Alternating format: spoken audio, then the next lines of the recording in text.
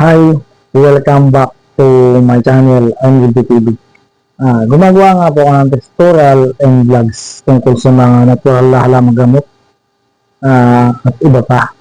Ang binabags ko po yung mga natural na halaman gamot, iba pa para makatulong po ako sa mga natin mga kababayan na umasa sa mga libreng gamutan. Sa paligid po ng bahay nila, meron po siya nakukuha na libre na halaman gamot. At sa tulong po ng channel nito ay meron po siya na tutunan na kaunting kalaman, kaunting idea. Yan.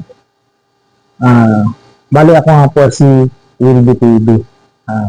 Kung bago lang po kayo dito sa channel ko, pwede po bang pakinggan ng kong tulong para ito po ay pan-year na lang po kapag nag-subscribe kayo dito sa channel ko and nag-likes.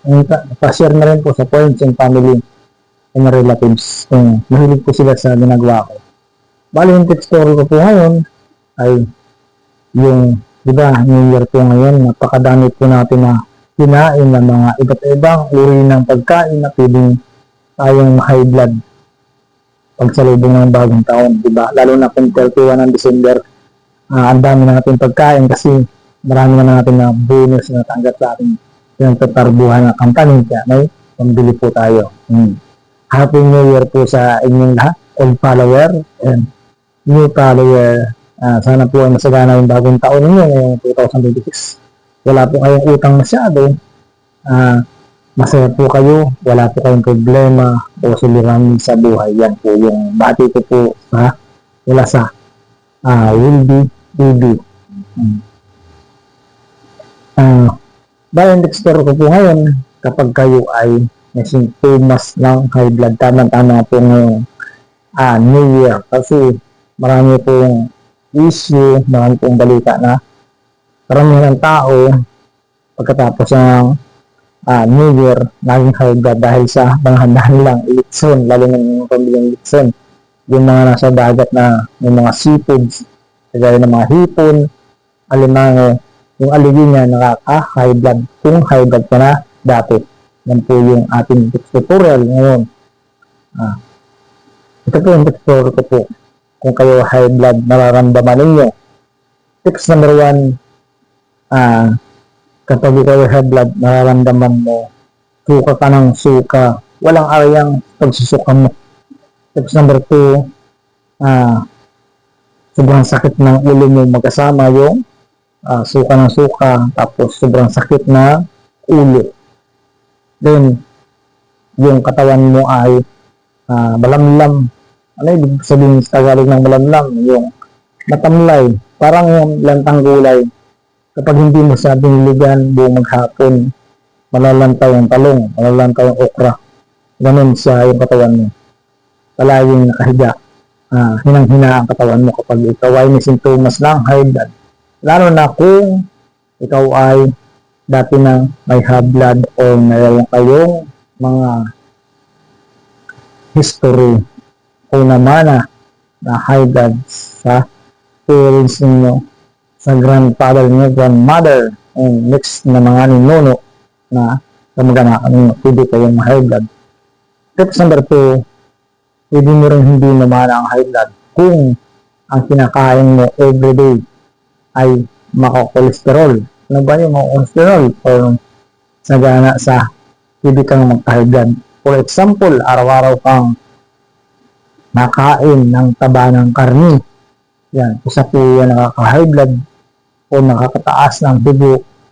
Dapat kakainin yung laman lang, huwag yung taba. May mga tao na gustong-gusto yung taba ng baboy, iniihaw pa nila, pinupulutan.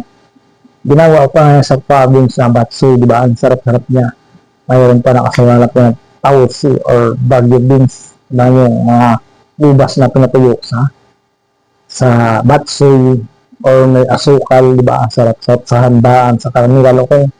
Kasalan sa province, ang sarap-sarap ng Batsoy nila. Ang sarap nila talaga magluto sa province. I promise, kung mas sarap ang Batsoy sa Manila, super sarap ng Batsoy sa province. Saludo ako sa nagaluto ng Batsoy sa province. Pero, yan Batsoy niyan, yan nagmumula rin yung high blood.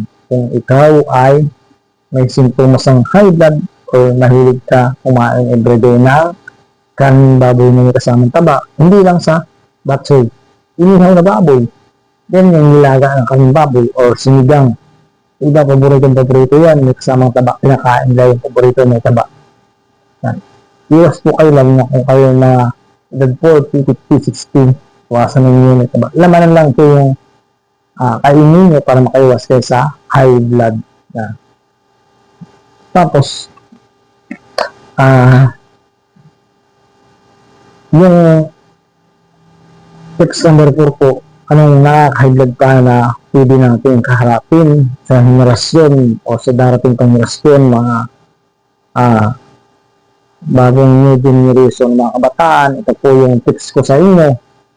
Ang video na ito, kahit wala na ako, ay patuloy pa rin yung papanood. Tayo ko lang sa mga kabataan ito. Panoodin nyo ang tips number 4 napakalaga. Diba? Mayroong mga tao na sobrang gusto nila yung seafoods. Hindi nila alam yung seafoods, diyan din nagmumula yung high blood. For example, alimango, hipon or surf. Hindi surf na sabi na, surf. Surf. Ano ba yung stealing yan? Surf nga, surf. Hindi tayo, Bisaya, Tagalog tayo. Surf or hindi surf na sabi hipon. Surf. Hipon sa Tagalog. Alam mo ba yung hipon, kapag yan ay nilakong sa gulay, na sa kasama na mga gulay kaya ng ampalya, talong, okra, napakasarap ng hipon. Super sarap. Sarap na sarap yan hipon, lalo na ilalaki sugpo. Yung mga lalo na, hindi naman sugpo na hipon na dagat. May mga hipon din po sa ilog. Nakaka-high po yan. Alam niyo kung ano yung nakaka-high sa hipon o sa yung ulo niya nandito sa batok. Ang tinatawag sa Tagalog na aligi. Yan. Isa po yan sa nakaka-high blood. Huwag po kayong kakain ng super dami niya kung high blood kayo. Kasi tataas ang dugo niyo. Pwede kayong hilong o magsuka-suka. Yan. Yan tips number 4. Tips number 5, pwede pang ika-high blood niyo yung alimango. Yung kind of alimango, marami pong kind of alimango kasi ako darating magdaragat. Kaya alam ko po ang kind ng alimango, i-isahin ko sa inyo ha. Mayroon po na tinatawag na kinte o alasag kung tawagin sa ibang reliyon o ibang religion. Alasag, kinte sa Tagalog, yung nasa ilog. Kapag kinain nyo aligi nga mataba, pwede ko yung high blood. Sa dagat, makikita niyo dyan yung talimaras. Yung talimaras, makikita yan sa mga lalao o sa mga yung mga puno ng bakawan. Kapag nakain yung aligi niya, super taba, pwede rin kayo yung high blood yung tinatawag na talimaras. Ang talimaras hindi siya malaki masyado pero sobrang tangkad niya na amoy putik kapag kinain mo, kapag hindi mo siya hinugasan na mabuti kapag niluto mo yan. High blood po yung tinatawag na talimaras. Tuwang ko lang po ng tawag sa inyo. Makikita po yung talimaras sa mga lalao na abot siya ng tide o high tide, low tide. Yung ilog na yun ay mayroon siyang tinatawag na tubig tabang at tubig dagat. Doon po nakatira ang mga talimaras sa mga puno ng bakawan ng mga butas. Yan. Kung nakain niyo yan, hindi kayong high blood. Magsisimula ng high blood niyo yung aligi na talimaras. Yan po yung mga kind of alimango. Next, sa dagat po tayo na mga kind of alimango. Pwede niyo, kung nakain niyo, pwede kayong high blood. Yung tinatawag natin na kalantigas. Ang kalantigas ay meron din yan na mga kasama ng kind of alimango. Kapag nakain niyo sa tabangan o yung bihod, ito tawag sa Tagalog, o aligi, hindi kayong high blood. Kaya tinawag na kalantigas, sobrang tigas niya. Kapag kinain na kahit super tagal mo na niluto, matigas pa rin. Pero kayang-kaya mo kainin, lalo na kung initin mo complete pa. Pero kung initin mo, bungi na, hindi na kaya, yun, hindi kaya kasi matigas. Kaya nga tinawag siya na kalantigas. Ngayon, kaya alimango, pwede mo i-high blood alimasag or pinatawag na kasag. Ito, kasag ha. Yung kasag, pwede yung isigang. Sigang, lagyan mo ang mga gulay, okra, talong, din, popo. Masarap ang siligan ng alimasag. Yung kasag, yan po ay legit kayat sa alimango kasi yan ay nakatira sa dagat. Sa mismong dagat, kapag alam mo ba yan, kapag nag-low tide, yung tawag na kasag, nandun sa mga damo-damo na sa lalao or sa tangkulan. Yan. Yung mahaba ang sipit na papansin nyo na maputing-maputi, Tapos yung dibdib ng mga babae ay medyo mapula, yung tinatawag na sa Tagalog na kasag. Awang ko lang sa iba, kalimasag sa ibang tawag. Pero sa Tagalog ay kasag. Kapag may nakita po kayo na super taba, madilaw-dilaw yung aligi niya, huwag niyo pong kainin, lalo na kung kayo high blood. Pwede pong pagmula ng high blood niyo ay pagtaas ng dugo niyo. Next, yung alimango. Punta po sa alimango. Saan po ba nakikita ang alimango? Saan po ba nakatira? Ang alimango po ay nakatira sa lalao. Ang lalao po ay nagsasanib yung puwersa ng water na tabang, water na salt. Ibig ko sabihin,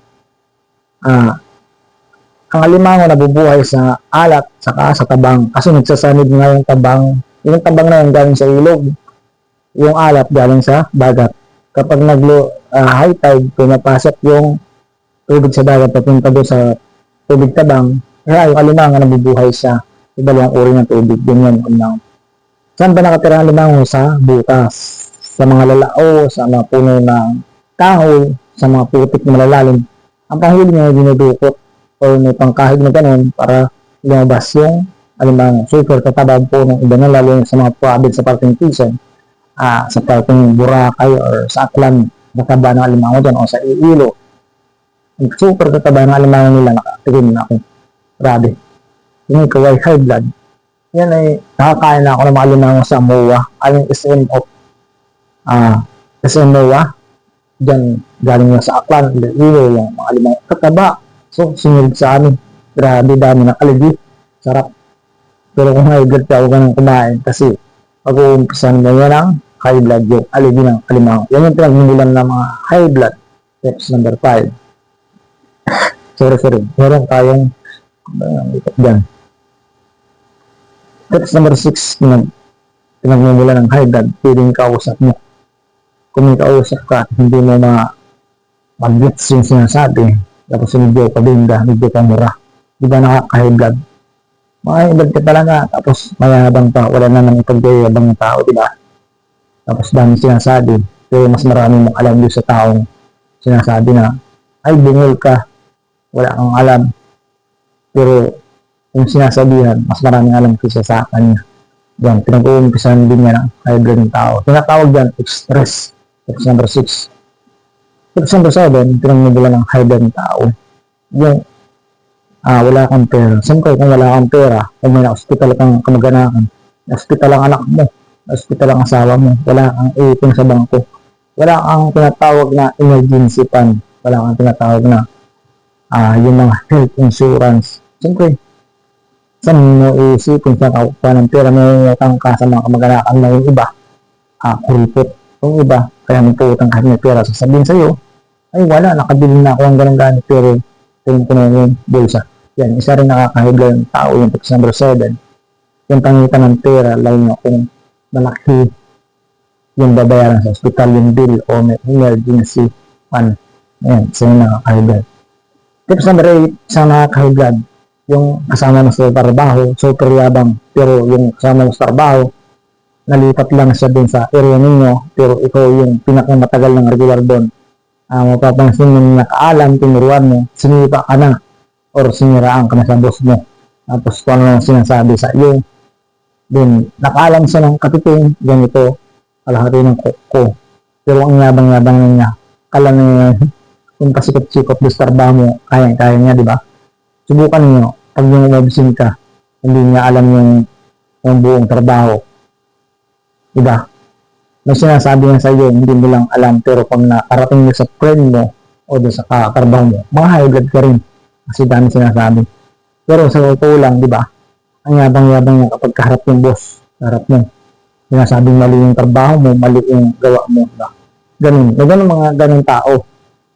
Nakatipil lang, tinuruan mo, nang maalam na, sinipa ka or nilayakan ka, din niliit ka, di ba? Ang tagal-tagal mo doon sa trabaho, tapos langgers pa lang siya doon sa gusto mo yun na nakaalam ng katiting, sinita ka or sinira ka sa mo. So yan sa nakakahigad po ng tao. Yung ganun. Okay? Yun yung text number 8. Step by step, research ninyo. Kung manutuan kayo sa channel ko, pwede bang paki-subscribe naman dyan and paki-likes. New Year naman po ay pwede pong pamilya na lang o share na lang po sa friends and family. Bye-bye. I'm Will TV. Nandito na lang yung video ko tungkol sa high blood. Pinagbundulan ng high blood or at iba pa. Diba?